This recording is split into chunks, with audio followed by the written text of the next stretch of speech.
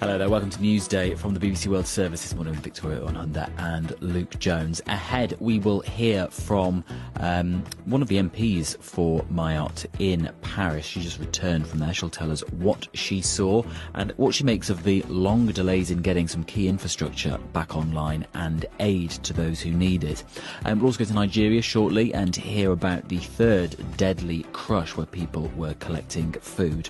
You can get in touch with us anytime. Our number is +44 77 86 20 50 85.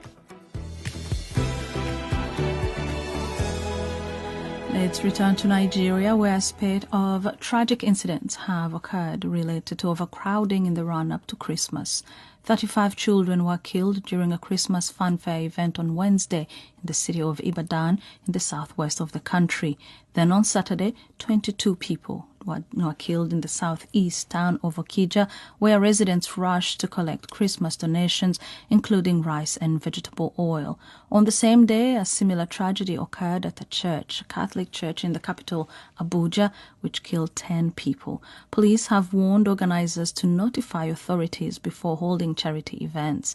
But what can be done about preventing such incidents? On the line now is the government spokesperson, Dr. Daniel Bwala, special media advisor to President Tinubu. Welcome to the program and a good morning to you. What's the latest Thank you for having me. Yeah, what is the latest on these incidents across the country?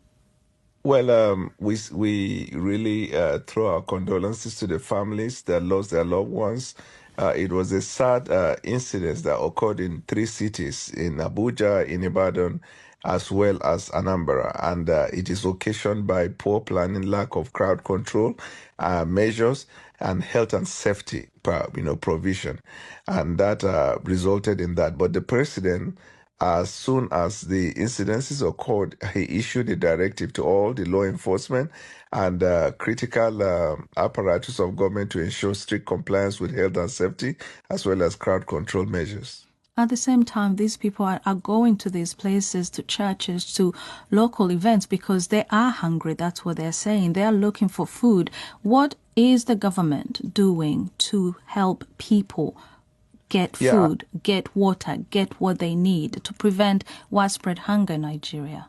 Admittedly, because of the policy initiative of the government, it resulted in discomfort for many Nigerians, which lack of food is one of them. But the president has been clear about his decision to deal with poverty and hunger, which is, of course, part of the climate, part of the G20 agenda for global governance, which is dealing with hunger.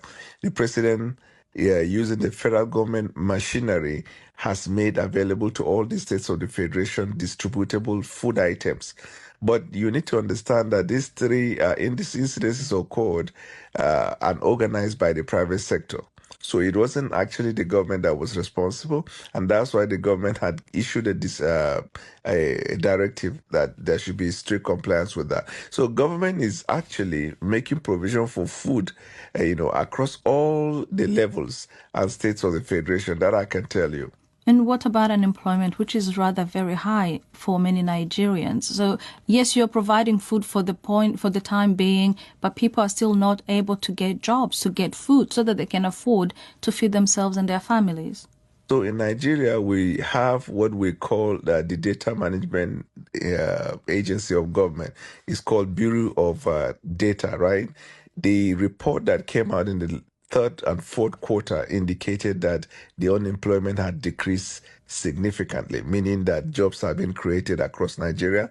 And the policy of the government is also to revitalize the private sector by making incentives available to them, so that not only government but private sector, who are the true drivers of the economy, will make employment available for the Nigerian people. We also boost entrepreneurship. So the government is really committed to all areas that are possible to providing employment for the Nigerian people.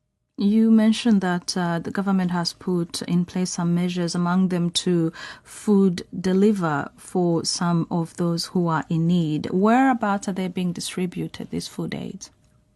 Well, I recall that on several occasions, apart from the increased allocation which the federal government has made to all the federating units of the country, the federal government has also ordered for the distribution of food items to all the states of the federation through the state government.